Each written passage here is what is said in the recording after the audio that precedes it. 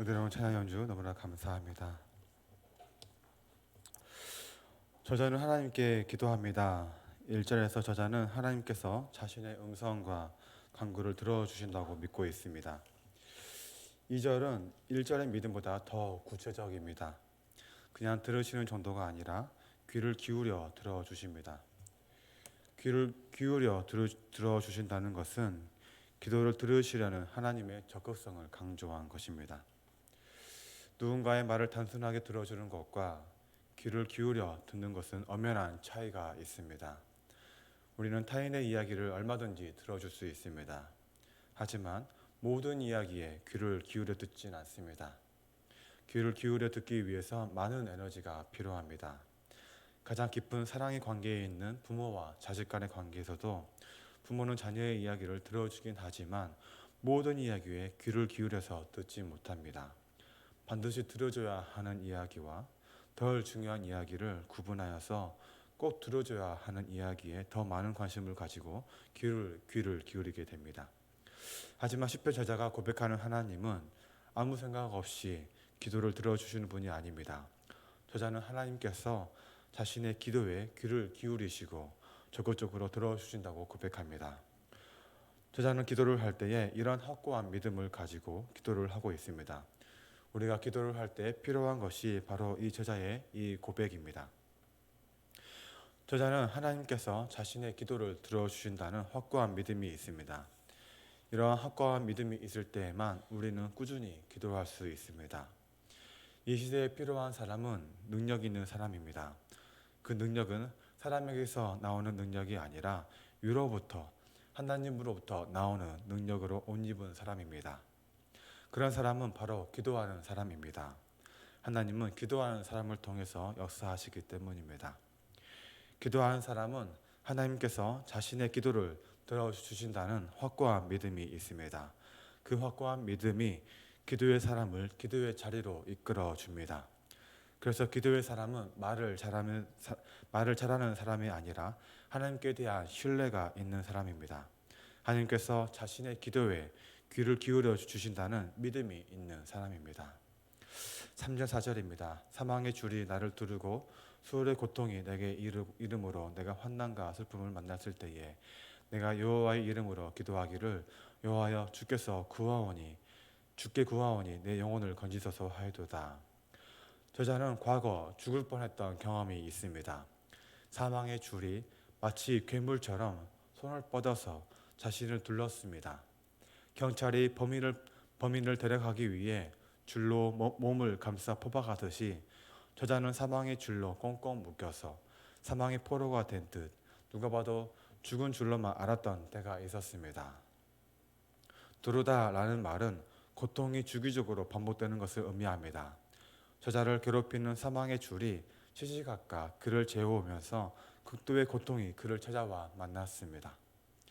그런데 그때 저자는 삶을 포기하지 않았습니다. 수월에 내려간 것만 같은 고통으로 괴로워했지만 저자는 괴로워하기만 하지 않았습니다. 극심한 고통이 있었지만 그 고통을 헤쳐나갈 돌파구를 찾았습니다. 그리고 그 돌파구로서 저자는 여호와의 이름을 부르짖었습니다. 내 영혼을 건져달라고, 나를 살려달라고 하나님께 부르짖었습니다. 인생을 살다 보면 자신 스스로의 힘으로는 아무것도 할 수 없을 때가 있습니다. 사망의 줄이 자신을 두른 것 같고 어침대 덮친 격으로 환난과 슬픔이 나를 찾아와 만날 때가 있습니다.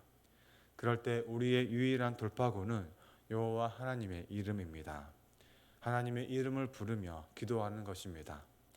내가 여호와의 이름으로 기도하기를 여호와여 주께 구하오니 내 영혼을 건지소서 하였도다. 아멘. 여호와 하나님만이 우리 삶의 유일한 돌파구입니다. 하나님께 기도하는 것만이 우리의 유일한 삶의 돌파구입니다. 야고보서 4장 2절에서 너희가 얻지 못함은 구하지 아니하기 때문이라고 말씀하고 있습니다. 우리가 기도했더라면 받았을 것입니다. 여호와 하나님의 이름을 부르며 기도했다면 하나님의 이름은 내 삶의 돌파구가 되었을 것입니다. 그런데 하나님의 이름이 내 삶의 돌파구가 되지 못하는 이유는 구하지 않았기 때문입니다. 기도하지 않았기 때문입니다.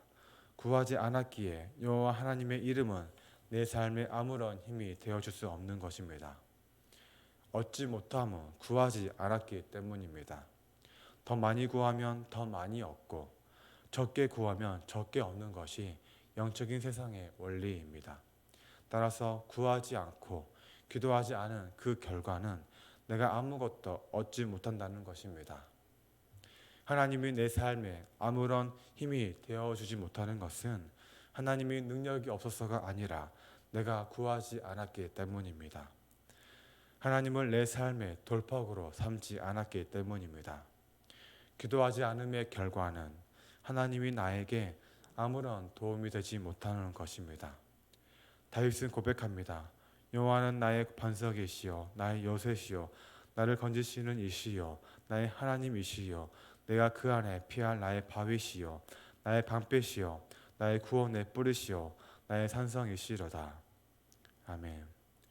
여호와 하나님이 다윗의 반석이 되고 요새가 되어 주시는 것은 하나님이 다윗을 편애하기 때문이 아니라 다윗이 하나님을 구하였기 때문입니다. 구하는 자에게 주신다고 하신 약속대로 하나님을 구한 다윗에게 하나님은 하나님 자체를 다윗에게 주셨고 다윗의 하나님이 되어 주셨습니다. 다른 돌파구를 찾지 않고 하나님을 삶의 돌파구로 찾은 다윗에게 여호와 하나님은 다윗의 반석과 요새가 되어 주셨습니다. 다윗의 피할 바위가 되어 주시고 방패가 되어 주시고 다윗의 하나님이 되어 주셨습니다. 기도하지 않음의 결과는 하나님이 나에게 아무런 도움이 되지 못하는 것입니다.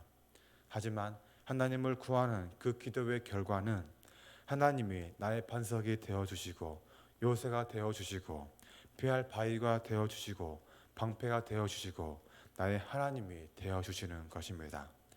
하나님을 구하면 하나님을 얻게 됩니다.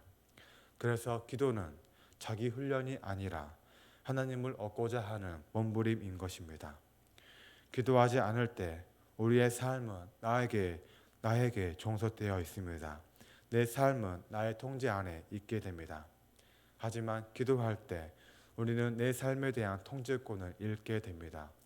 내 삶에 대한 통제권을 잃게 되는 대신 내 삶은 하나님께 종속되게 됩니다. 하나님께서 내 삶을 통제해 주십니다. 그리고 내 삶에 대한 통제권을 잃는 대신 하나님과의 친밀함을 얻게 되고 하늘에서 내려오는 참된 평화를 얻게 됩니다. 또한 기도할 때 우리는 내가 왕 노릇하는 내 나라를 잃게 됩니다. 대신에 하나님의 나라를 얻게 됩니다.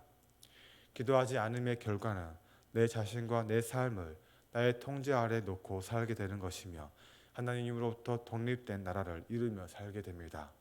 하지만 하나님을 구한 기도의 결과는 하나님의 통제 아래 하나님께 종속된 삶을 살게 되며 내 나라를 잃고 하나님의 나라를 얻게 되며 하나님과의 친밀함을 얻게 됩니다. 하나님을 구하면 하나님을 얻게 됩니다. 이것이 우리가 기도해야 하는 유일한 이유입니다. 이어서 5절은 하나님의 성품에 대한 고백입니다. 여호와는 은혜로우시며 의로우시며 우리 하나님은 긍휼이 많으시도다. 저자는 4절까지 자신이 사망의 줄로 꽁꽁 묶여 죽을 위험에 처해 있었다고 고백합니다. 환난과 고통 가운데 있었다고 고백합니다. 그런데 저자는 5절에서 갑자기 하나님의 성품에 대한 고백을 이어갑니다. 은혜롭다라는 표현은 하나님의 속성을 가리킬 때를 제외하고는 성경에서 쓰이지 않는 말입니다. 은혜롭다라는 단어의 언어적인 의미는 긴급한 상황에 처한 채무자의 부르짖음을 듣다는 의미를 내포하는 말로서 신자들의 고통의 부르짖음에 귀를 기울이시는 하나님의 기쁜 사랑을 가리킬 때 쓰이는 표현입니다. 의로우시다에 해당하는 히브리어 단어는 정당한, 바라는 등의 뜻을 가지고 있습니다. 이것은 정당한 행동이나 올바른 처신을 가리킬 때 주로 쓰입니다. 긍휼이 많으시다에 해당하는 히브리어 단어는 인간에 대한 하나님의 동정심을 가리킬 때 주로 쓰이는 말인데 어머니가 자기 자식의 희노애락에 함께 공감하는 것과 같이 우리의 희노애락에 대해서 우리가 맞이하는 인생에 대해 세심한 애정을 베푸시는 하나님의 동정 어린 사랑을 의미합니다. 저자의 고백대로 여호와 하나님은 은혜로우시며 의로우시며 긍휼이 많으신 분이십니다. 그런데 이것이 왜 중요할까요? 하나님의 성품은 우리가 누구에게 기도를 해야 하는지, 누구에게 부르짖어야 하는지를 말씀해 주고 있습니다.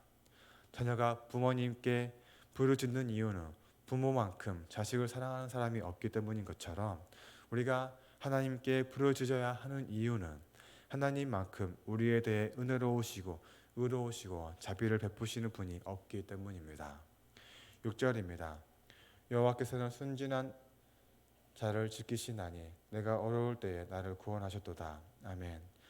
은혜로우시고 의로우시고 긍휼이 많으신 하나님께서 저자의 기도를 듣기 위해 귀를 기울이셨습니다.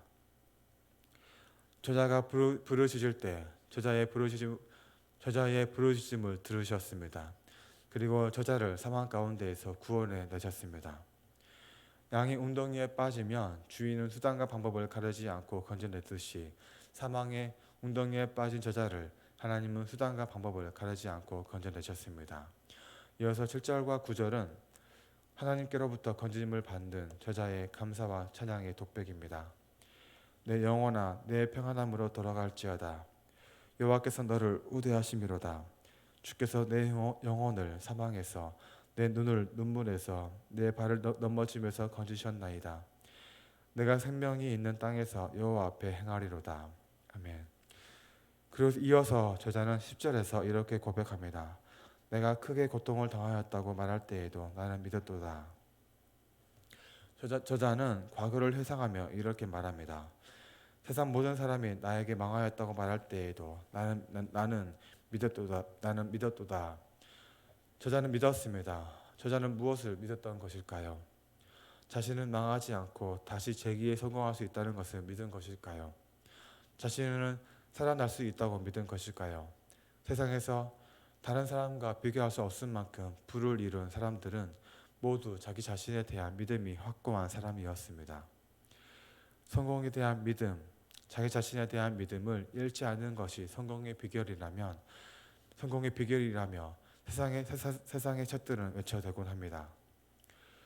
그러나 우리 신앙인이 가지는 믿음은 이런 믿음이 아닙니다. 우리가 가지는 믿음은 내 자신에 대한 믿음이 아닌 하나님께 대한 믿음입니다. 은혜로우시며 의로우시며 긍휼이 많으신 하나님께서 나의 기도에 귀를 기울이시고 나의 부르짖음을 듣고 나를 건져내 주실 것이라는 하나님께 대한 믿음, 이것이 저자가 지닌 믿음이고 우리가 가지고 있는 믿음입니다. 사망의 운동에 빠지면 지푸라기라도 잡고 싶은 것이 인간의 심정입니다. 그만큼 정신적으로 약해져 있습니다. 그때 저자는 지푸라기를 잡지 않고 하나님을 붙잡았습니다. 하나님께 부르짖었습니다. 하나님께서 자신을 건져내 주실 것이라는 확고한 믿음을 가지고 부르짖었습니다. 하나님께 기도하였습니다. 이 믿음이 우리 모두에게 있기를 소망합니다. 인생의 운동에 빠져 있을 때 도저히 빠져나오기 힘들 것처럼 보이는 깊고 커다란 웅덩이에 있더라도 주변 모든 사람이 나를 보며 망했다고 말할지라도 의로우시고 긍휼이 많으신 하나님께서 귀를 기울여 나의 부르짖음을 들으시며 나를 건져내 주실 것이라는 흔들리지 않는 믿음을 가지고 부르짖는 우리 모든 소만학교회 성도님들 되시길 주님의 이름으로 소망합니다. 이 시간 함께 기도할 때에 말씀을 생각하시면서 두 가지를 함께 기도하기 원합니다. 첫 번째로 하나님, 우리가 하나님을 구하는 기도의 사람이 되게 하여 주시옵소서. 내가 하나님을 구할 때에 하나님이 나의 반석이 되어주시고 요새가 되어주시고 피할 바위가 되어주시고 방패가 되어주시고 나의 하나님이 되어주시옵소서.